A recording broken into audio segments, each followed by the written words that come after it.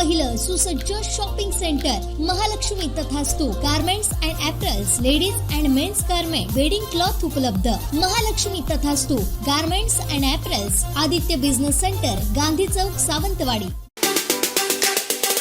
वेंगुर्ले तालुक्यात 20 जुलैपासून पडत असलेल्या मुसळधार पावसामुळे सुमारे या पावसामुळे झालेल्या नुकसानीचा आकडा जो आहे तो 5 लाखांवर पोहोचलेला आहे. ठिकठिकाणी 20 जुलै रोजी मोठ्या प्रमाणात मुसळधार पाऊस झालेला होता. संपूर्ण सिंधुदुर्ग जिल्ह्यासहित वेंगुर्ले तालुक्यालाही पावसाने झोडपून काढलेले होते आणि यात बऱ्याच ग्रामस्थांचे घरावर झाड पडून असेल किंवा मांगर असतील किंवा इतर नुकसानी झालेली आहे. त्याचप्रमाणे शेतातही आपल्याला मोठ्या प्रमाणात पाणीसाठा हा पाहायला मिळाला आणि हाच पाऊस गेले 2 दिवस सुद्धा असा संततधार सुरू आहे.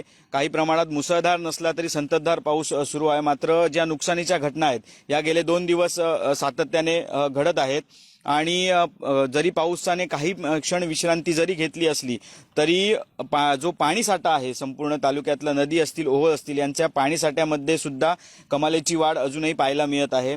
संपूर्ण नदी असेल ओहोळ असेल तुडुंब भरून वाहत आहेत आणि संपूर्ण नुकसानीचा जर तालुक्याचा विचार करता आसोली येथील शंकर नाईक यांच्या मांगरावर झाड पडून सुमारे 14,000चे नुकसान झालेले आहे. जोसोली येथील सद्गुरू श्रीधर गावडे यांच्या घरावर झाड पडून 19,000च्या नुकसानीची नोंद झालेली आहे. हे जे नुकसानीचे आकडे आहेत हे तहसील कार्यालयाकडून प्राप्त झालेले आहेत. तहसील कार्यालयात नोंद झाल्यानुसार हे जे आकडे आहेत त्याचप्रमाणे तुळस येथील चंद्रकांत आत्माराम सावंत यांच्या घरावर झाड पडून 6,000चे नुकसान झालेले आहे. वजराड वरची आड येथे जे गणपत धोंडू सावंत आहेत यांच्या घरावर झाड पडून 8,500 रुपयांचं नुकसानीची नोंद झालेली आहे.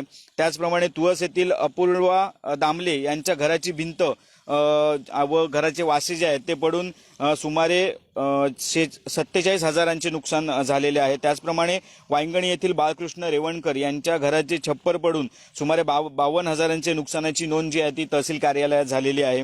त्याचप्रमाणे तुळस खटारवाडी येथील वसंत शांताराम घारे यांच्या मांगराची पडवी जी आहे ती पडून त्यातील वासे कौलांचे नुकसान झालेले आहे. असे एकूण 29,000चे नुकसानाची नोंद तहसील कार्यालयात झालेली आहे. त्याचप्रमाणे मठ येथील संतोष साबाजी धुरी यांचा शेत मांगर पडून सुमारे 36,000चे नुकसान झालेले आहे. मठ येथील संतोष विश्वंभर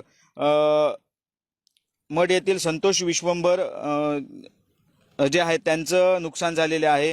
त्याचप्रमाणे वेंगुर्ला येथील चंद्रकांत भिकाजी रायकर यांचे मातीचे घर जे आहे ते पडून सुमारे 1 लाखांचे नुकसान झालेले आहे.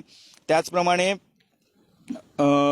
मठ येथील संतोष विश्वंभर मटकर यांच्या घराची मातीची भिंत कोसळून 29,000चे नुकसानाची नोंद झालेली आहे. तसेच या ठिकाणी पालकरवाडी या ठिकाणी विजय बाबाजी पालकर यांच्या घराचे नुकसान झालेले आहे. सुमारे 15,000चे नुकसान झालेले आहे. त्याचप्रमाणे घरावर झाड पडल्याने परबवाडा येथील संदीप मोहन परब यांच्या घरावर झाड पडल्याने 38,000चे नुकसानीची नोंद झालेली आहे. त्याचप्रमाणे या ठिकाणी वेतोरे येथील मंगला बाळा तळकर यांच्या घरावर झाड पडून 19,000च्या नुकसानीची नोंद झालेली आहे.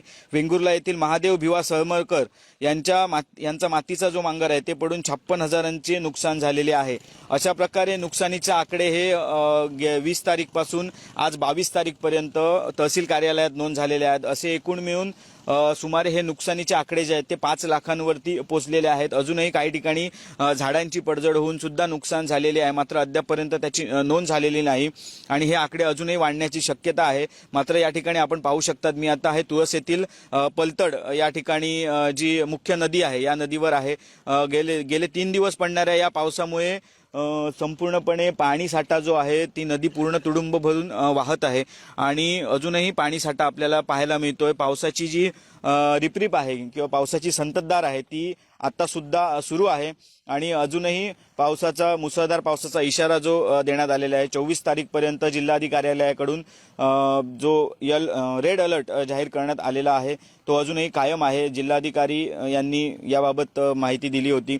त्याचप्रमाणे तालुक्यात तहसीलदार ओमकार ओतारी जे आहेत त्यांनी ही पडझड झालेल्या ठिकाणी पाहणी केलेली आहे. मापण येथे काही घरांची त्यांनी पाहणी केलेली आहे. त्याचप्रमाणे मातीच्या काही डोंगरा भागाच्या पलीकडे जी घरं आहेत त्यांना सुद्धा सतर्कतेचा इशारा दिलेला आहे।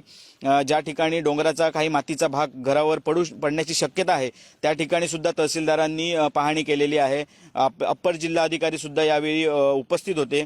अशा प्रकारे प्रशासन संपूर्णपणे सतर्क आहे आणि अजूनही पाऊस सुरू आहे। मात्र या ठिकाणी जो नुकसानीचा आकडा आहे तो आता तहसील कार्यालयात नोंद झाल्याप्रमाणे 5 लाखांवर पोहोचलेला आहे।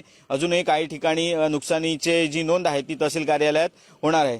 कोकण 7 लाईव्ह साठी दीपेश परब, वेंगुर्ला। आमचे दिवसभरातले सर्व अपडेट्स, ताज्या घडामोडी आणि थेट लाईव्ह पाहण्यासाठी सबस्क्राईब करा, लाईक करा कोकणचं नंबर 1 महा चॅनल कोकण 7 लाईव्हचं YouTube चॅनल।